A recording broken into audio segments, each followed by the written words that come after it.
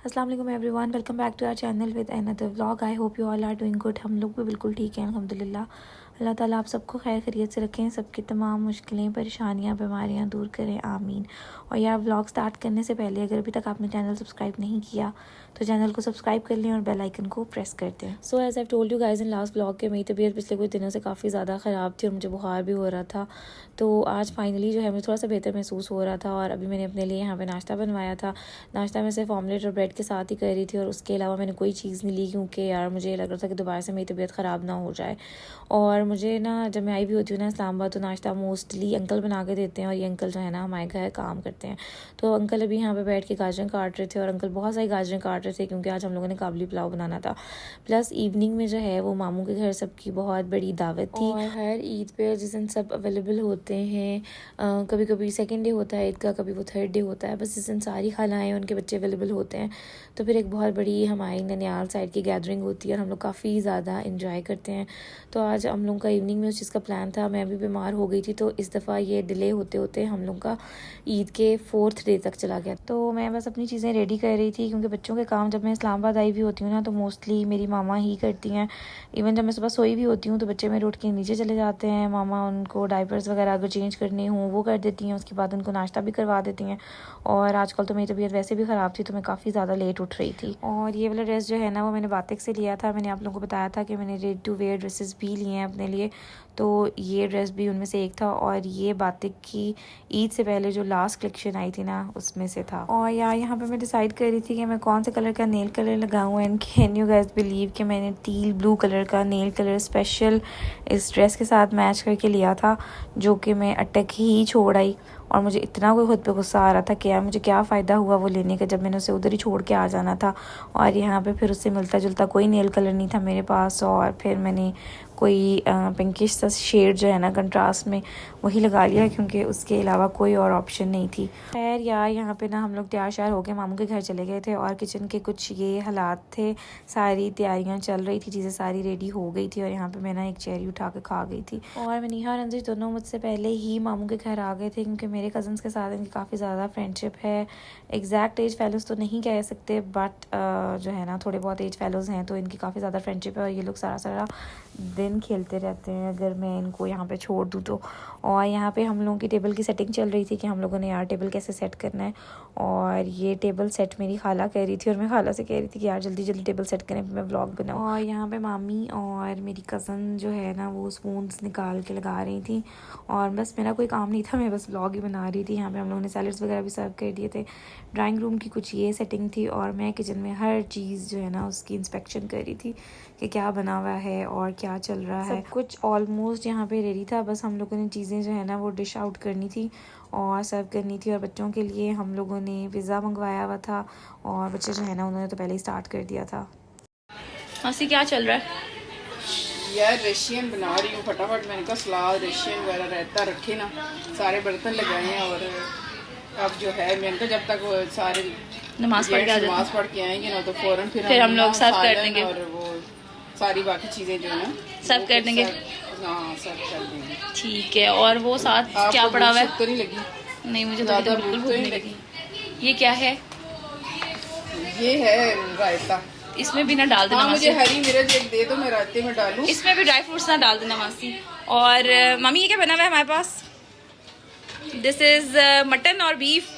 जी जी ये मटन है शायद, है ना? ओके।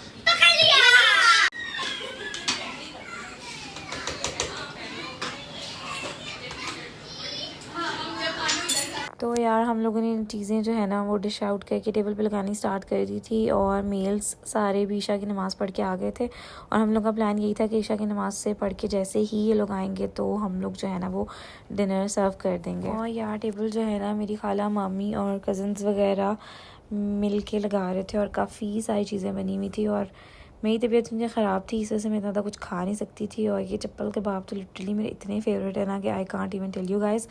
और यहाँ पे जो है ना मेल्स खा चुके थे, अब फीमेल्स की बारी थी और अब हम लोग सारे टेबल पे बैठ गए थे और यू गाइस कैन सी के जब आप टेबल लगाते हैं तो उसका क्या हाल होता है और अभी टेबल की क्या कंडीशन हो गई है। So this is the after math. और ये मेरी बड़ी कज़न है और ये वाली दूसरी है, एक का नाम हरीम है, दूसरी का नाम जर्निश है। और मनीहा और अंजिश की इनके साथ काफ़ी ज़्यादा फ्रेंडशिप है।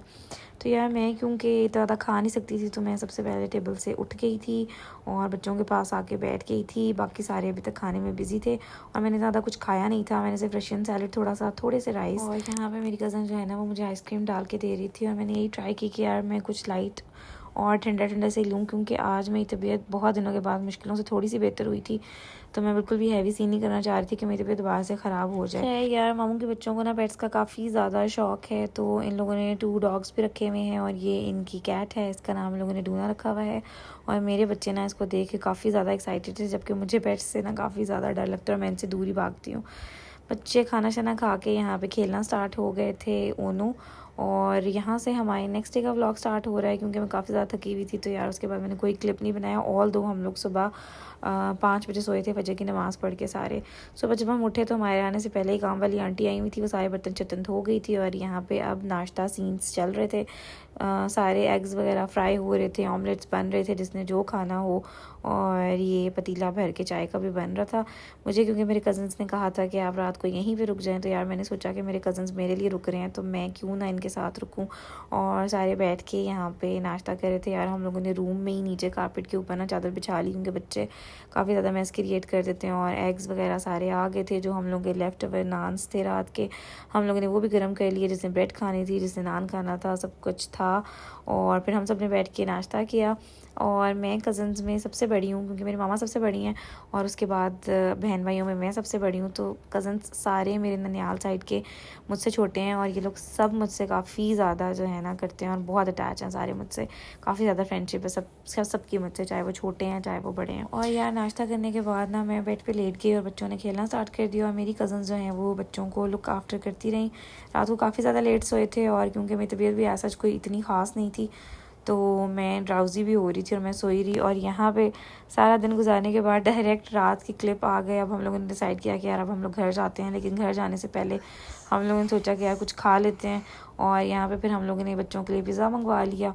और क्योंकि एक दिन पहले दावत थी तो काफ़ी ज़्यादा चीज़ें बची हुई थी सारी, तो लेफ्ट ओवर्स थे और कुछ चीज़ें हम लोगों ने मंगवा ली थी, पिज़्ज़ा और कबाब वगैरह। और बच्चे जो है ना उन्होंने तो सिर्फ पिज़्ज़ा ही खाया और मैंने भी यार थोड़ा सा छोटा सा एक स्लाइस पिज़्ज़ा का लिया, जो कि मुझसे पूरा भी फिनिश नहीं किया गया। और मेरी तबीयत ना यहाँ पे दोबारा थोड़ी सी पे ख़राब हो रही थी और बड़ा ही कोई बैड सीन था। एनीवेज़ यार ये वाला व्लॉग आप लोगों को ना सबसे डिफरेंट लग रहा होगा अभी तक के मेरे सारे व्लॉग से, क्योंकि यूजुअली मेरे व्लॉग्स में मनीहा, अंजश और रोडों और सीनरीज और इन चीज़ों के अलावा कुछ भी नहीं होता। बट ये है कि पाकिस्तान में ये कुछ तो चलता ही रहता है। सो यार खाना शाना खा के जब हम लोग फारिग हुए तो वी हैव डिसाइडेड कि हम लोग खाला को ड्रॉप करके आते हैं। और मामू ने जाना था खाला को ड्रॉप करने, बट फिर सबका प्लान ही बन गया। और हम लोग जब बाहर जाते हैं ना तो एक बंदे का काम होता है तो हम लोग सारे चले जाते हैं। And can you guys believe के हम लोग गाड़ी में 13 लोग थे और हम लोग सब खाला को छोड़ने गए। मेरे बच्चे, मामू के बच्चे, खाला के बच्चे, मेरी मामा, मामी, हम लोग सब छोड़ने गए और हम लोग सारे गाड़ी में पूरे आ गए।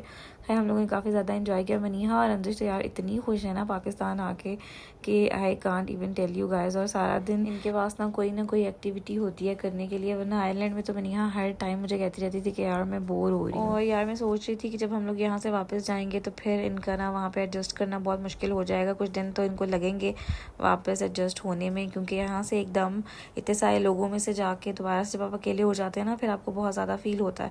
तो बड़ा बंदा तो उसके साथ कोप अप कर लेता है, लेकिन बच्चे जो होते हैं वो बेचारे, उनके लिए बड़ा मुश्किल हो जाता है। और मनीहा को स्कूल से छुट्टियां भी होंगी तो ऐसा जिसकी कोई एक्टिविटी भी नहीं होगी तो फिर बड़ा ही सीन ऑफ हो जाएगा। खैर इतने दिनों के बाद ना यार इस्लामाबाद की रोड्स पे ट्रैवल करके बहुत अच्छा लग रहा था।